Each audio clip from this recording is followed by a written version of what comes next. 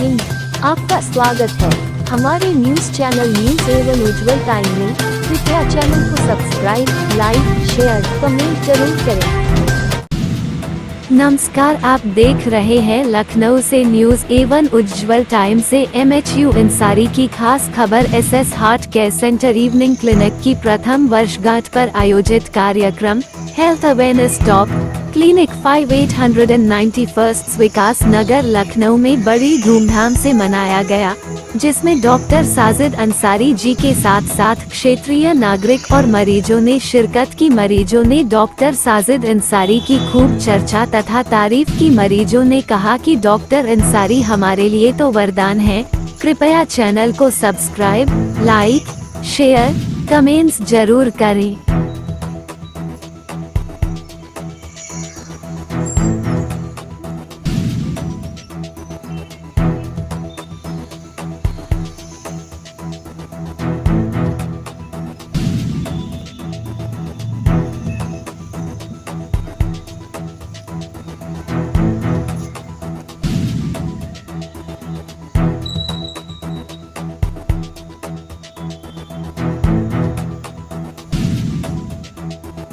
एक साल पूरे हो गए हैं और थोड़ा सा समय मैं यहाँ पर भी रहता हूँ, शाम को रहता हूँ। तो आप भाई लोग यहाँ मीडिया से कुछ लोग आए हुए, तो डेट ऑनेस्ट अगर जो आपसे कुछ पूछते हैं और आपके जो मन में हो वही बोलिए। तो मैंने अपने बारे में बताया, आप चाहें तो हमारे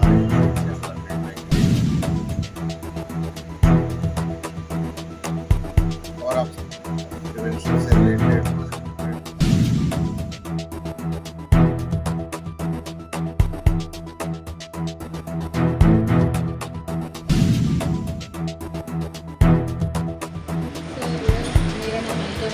और मैं विकास नगर में ही रहती हूँ, लेकिन मैं अपनी मदर का इलाज सर से करवा रही हूँ और मेरी मदर इनसे 2007 से इलाज करा रही हूँ पहले से।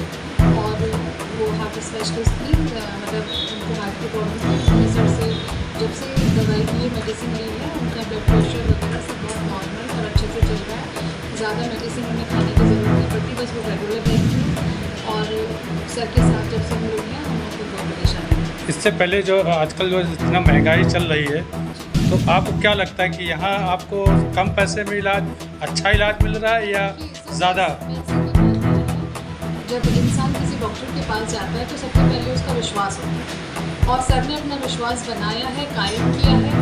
और उन्होंने और रही बात उनकी ट्रीटमेंट की, और अगर आप पैसे की भी बात पूछ रहे हैं तो जितना मैं सर को देखना है, जाना है, वो मेडिसिन कम से कम देते हैं और एक नॉर्मल फीस जो होती है वो है, और कम से कम मेडिसिन पे भरोसा करते हैं। ज़्यादातर पेशेंट को यही बताते हैं कि आप अपने को अंदर से कैसे क्योर करें, अपनी आदतों में सुधार करें।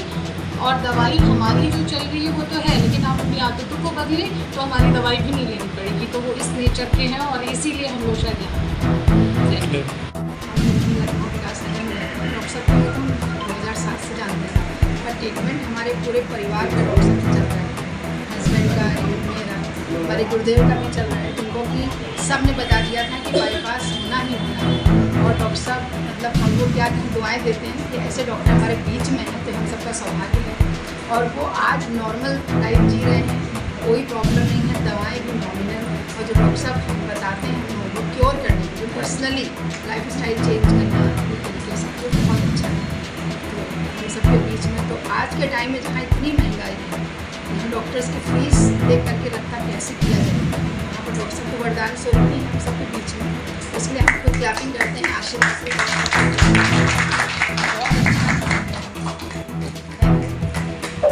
डॉक्टर साहब को मैं एक्चुअली फार्मा इंडस्ट्री में हूँ और डॉक्टर साहब को मतलब 22 साल से जानता हूँ। आज के जैसा माहौल चल रहा है, यहाँ पे अपनी जगह बनाना इटसेल्फ इतने सारे डॉक्टर भी में, यही बहुत बड़ी बात है। और डॉक्टर साहब ने जिस तरह अपने आप को मेनटेन किया है और डे बाई डे डॉक्टर साहब के साथ ग्रोइंग कर रहे हैं, मतलब यहाँ आप तो इंडिया में छोड़िए, विदेशों में डॉक्टर साहब अपना बहुत नाम कर रहे हैं और इसमें हम लोग प्राउड फील होता है डॉक्टर साहब के लिए।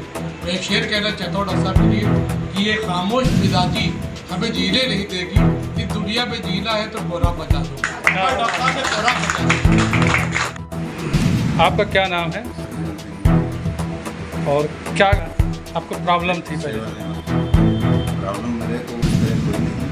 अच्छा। बिल्कुल ठीक है, लेकिन डॉक्टर साहब का ऐसा व्यवहार है कि डॉक्टर साहब पास अगर किसी मरीज को लेकर के जाओ तो ये हो जाता है कि मरीज को इतना विश्वास रहता है, बहुत बढ़िया है सर ये डॉक्टर साहब और ट्रीटमेंट। ऐसा तो नहीं लगता कि जब महंगी दवाएं हो या महंगा फीस हो या ऐसे कुछ? नहीं है सर, जो है वो चलती ही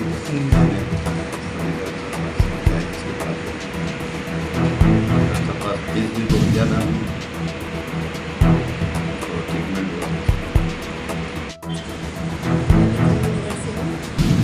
सबका जितना भी तारीफ करी जाए कम। नहीं, ऐसा तो नहीं है, गॉडफादर है। ऐसा तो नहीं आप क्लिनिक पे बैठी हैं इसलिए डॉक्टर साहब के सामने आप कह रही हैं? बिल्कुल भी नहीं। समझिए 2008 से जुड़े हुए हो, मेरे फादर जो है 90 ईयर्स हो गए, वो यहीं से बराबर समझिए उन्हीं की मतलब डॉक्टर साहब की वजह से समझिए आज वो 90 ईयर्स और मे भी भगवान चाहेगा तो बहुत आगे तक वो चलेंगे। आपकी मतलब मेडिसिन के अलावा बाकी जो सजेशंस होती है वो भी बहुत अच्छी है।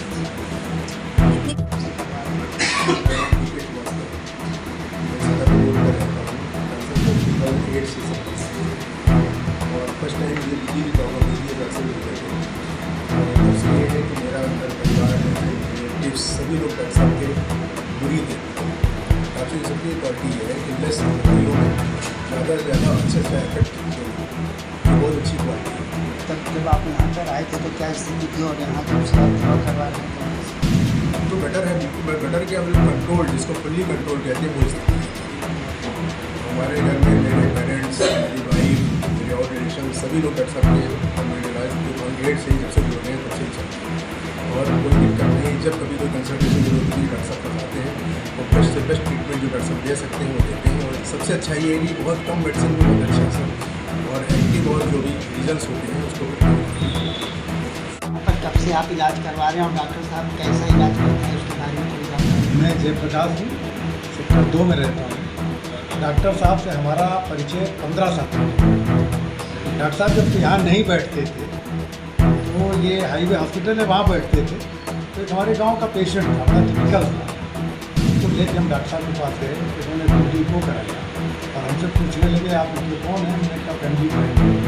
तो उन्होंने देखो इसका कोई इलाज और किसी दूसरे डॉक्टर को चेक करना पड़ेगा, उनके हार्ट में क्लॉट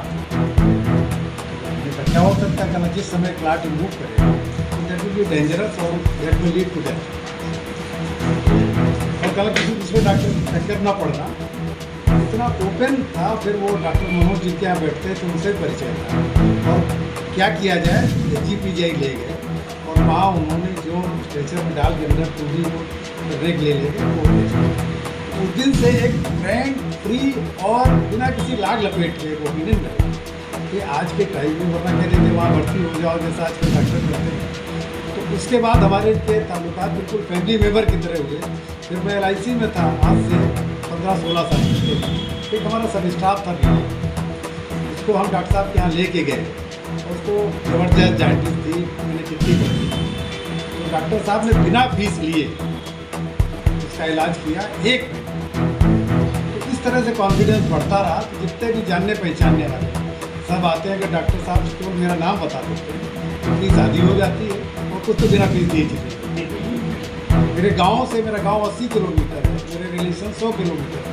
तो डॉक्टर साजिद को जानते हैं कि जब कुछ तकलीफ है तो पहले भक्त तो एक रेपुटेशन बन गई डॉक्टर साहब की। जो बलिया से आए थे, बलिया के लोग जरा खतरनाक। हाँ बागी बलिया है ना। हाँ नहीं बागी बलिया नहीं है, दे आर नॉट रिलायबल। लेकिन डॉक्टर साहब उनमें से एक्सेप्शन है, मेरे बलिया वालों 10-20 से कम, इसमें 90% तो वैसे नहीं। लेकिन एक डॉक्टर साहब है जिन पर मैं मतलब अंधविश्वास कर सकता हूँ वहीं से आने से। क्या बलिया के बारे में आप इसके पहले भी कुछ और बहुत लोगों से परिचय है, बलिया के तमाम लोगों से परिचय। अंग्रेजों के समय सबसे पहले बगावत अगर किसी ने किया तो बलिया के लोगों ने। काबुल में सब घोड़े नहीं। पारसनाथ जी मिश्रा 1947 में जो 7 PPS बनाए गए थे डायरेक्ट, उनमें से भले लोग लेकिन तमाम लोग ऐसे भी हैं तो हर जगह अच्छे बात शेयर की कि एक्चुअली हुआ क्या था कि जब मैं पहले बाहर से आया तो लखनऊ में मैं हाईवे हॉस्पिटल ट्रॉमा सेंटर बैठना शुरू किया। तो सर के यहाँ से एक पेशेंट आया, हिस्ट्री थी, लेके आए कि उसको चेस्ट पेन और शॉर्टनेस ऑफ ब्रेथ थी। तब मेरे इको मशीन नहीं थी, मैं सरकार में कर रहा था, मैंने जाके इको खुद ही किया और लेफ्ट वेंट्रिकल में बहुत बड़ा क्लॉट है। शायद मेरे पोस्ट एमडी 20 साल के कैरियर में एलवी अपेक्स में पैरा क्लॉट देखा था, थियरेटिकली जानते थे। हमने उसको इमेज लिया और उसको सीडी भी बनाया, उसको बाद में केस में प्रिंट किया और एनीवे उसका डायग्नोसिस बड़ा मिस इंटरप्रिटेशन था। और पेशेंट जब हार्ट फेलियर में जाता है तो उसके पेट सूजने लगता है, पैरों में सूजन होती है, भूख नहीं लगती, लीवर सूजन रहती है, लीवर का इलाज चल रहा है, पेट का इलाज चल रहा है। तो एलवी अपेक्स में क्लॉट, जब हार्ट अटैक होता है तो बहुत तरीके की क्लॉटिंग होती है, एट्रियम में होता है, क्लॉटिंग होती है वेंट्रिकल, लेकिन वो बड़ा रेयर सी चीज़ है जो कि हमने देखी थी। फिर इनको ले आए, फिर हाईवे हॉस्पिटल, कोई हार्ट का हॉस्पिटल नहीं था, प्राइमरी केयर हम ट्रीटमेंट करते थे। हमने वहाँ पे जो फॉस्फोलिपिड प्लेटलेट वगैरह हो दिया और मैं कहा पीजीआई उस वक्त that was the best option. ये मेरे कहा 2008 की बात है।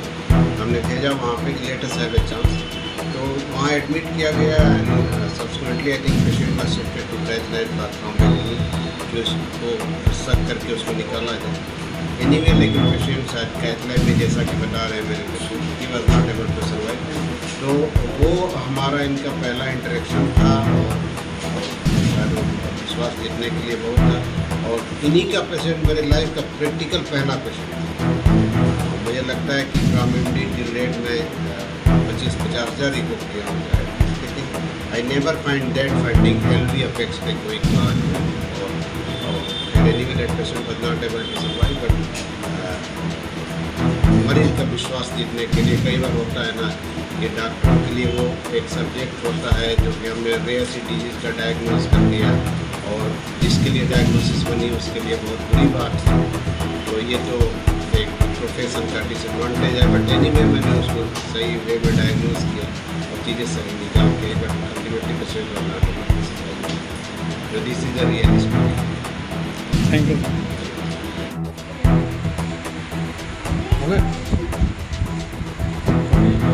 डॉक्टर साहब, आज जो आपकी पहली वर्षगांठ है, इस पर आप क्या कहना चाहेंगे? थैंक यू आप सभी मीडिया के बंधुओं का, हमारे प्रिय जो हमारे पेशेंट यहाँ बैठे हुए हैं, सारे डिग्निटरीज का।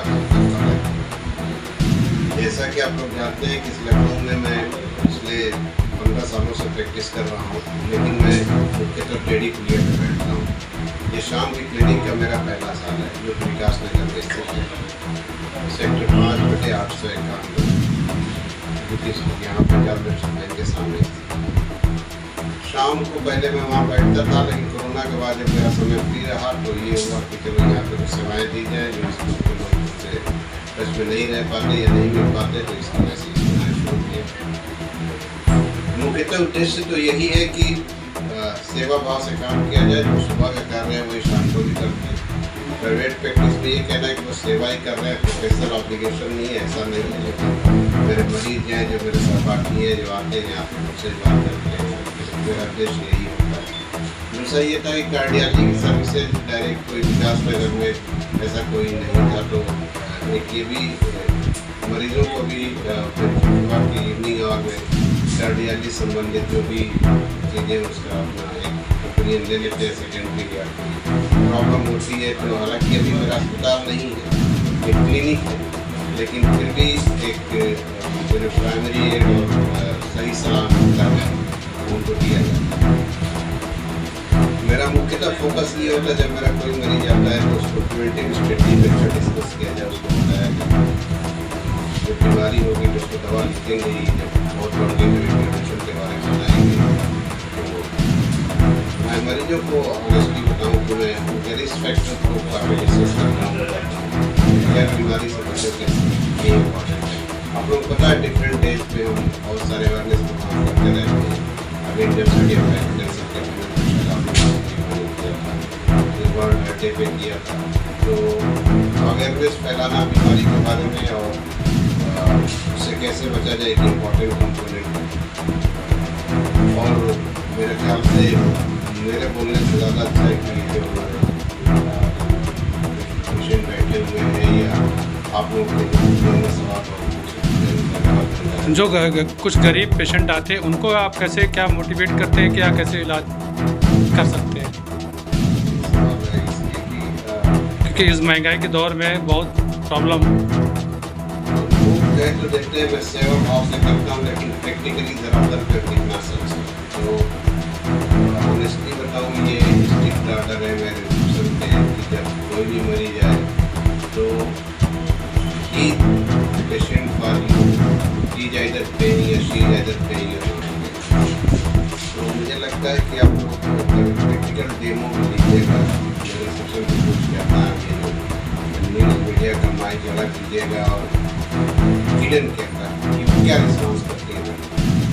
स्ट्रिक्ट ऑर्डर है कि जब मरीज आए तो आप उसको देखिए, फाइटर देखिए, उसको और वो जो भी फीस देता है नहीं देता है आप उसको मुझे दीजिए। ये कोई ज़रूरत नहीं है कि जब फीस देगा तभी मेरे अंदर आ गया। और जैसे आज की तारीख में जो मेरी फीस है, यकीन माने कि मेरे बहुत पुराने जब मेरी फीस माना तो भी वो आज इतने कम के आते हैं, नहीं हम डॉक्टर साहब पुराने बड़े हैं, पुरानी पुरानी अम्माएँ ऐसी हैं कि वो मेरे रिसेप्शनिस्ट को डांट देंगे, डॉक्टर साहब के नहीं देते। तो ये मेरा स्ट्रिक्ट एक ऑर्डर है कि मेरे दरवाजे से कोई खाली ना हो, हम अपनी लिमिट में सेवा कर सकते हैं हमारी। तो मैं ऐसा करता हूँ और इसको आप लोग को भी आजमा सकते हैं। लखनऊ से बाहर के मरीज कार्डियोलॉजी तो एक स्पेशलिटी डिवीज़न है, चाहे सारे शहर से मैं भगवान से ताल्लुक़ करता हूँ, दुनिया सभी ठीक है, सब अच्छे मरीज खुश। कई बार ये होता है कि जब हम अपनी तारीफ अपने लोग करें तो बात नहीं, तो मरीजों सोच के जब अभी आप लोग मीटिंग एरिया में जाएंगे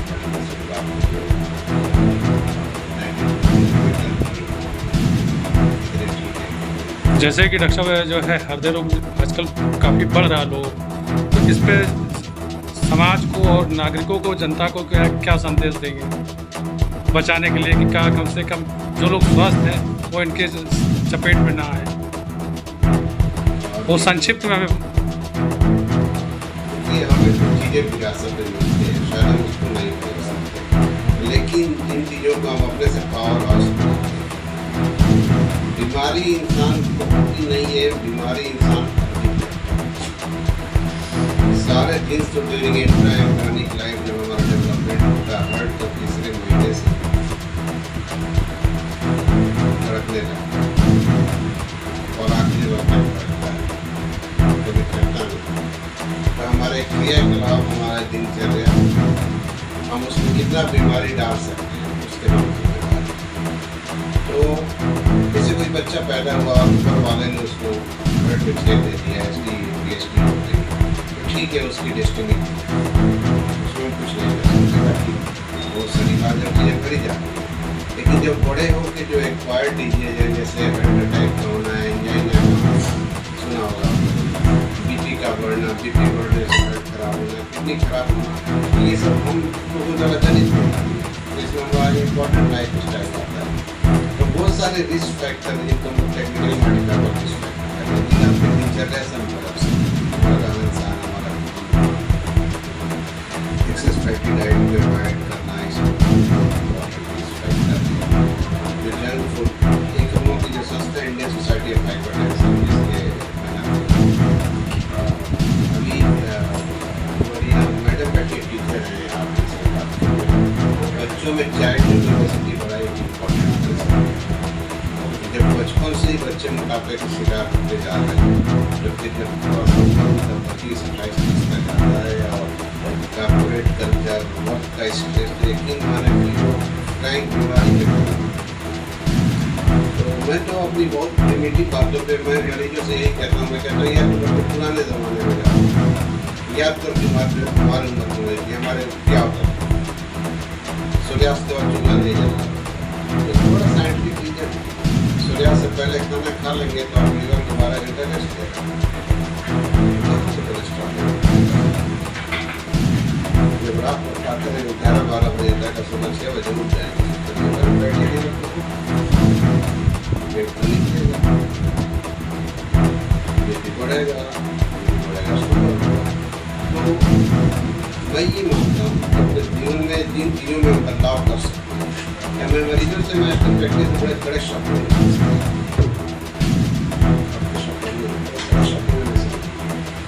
और मेरे मरीजों में स्पेशली जो फीमेल सेक्स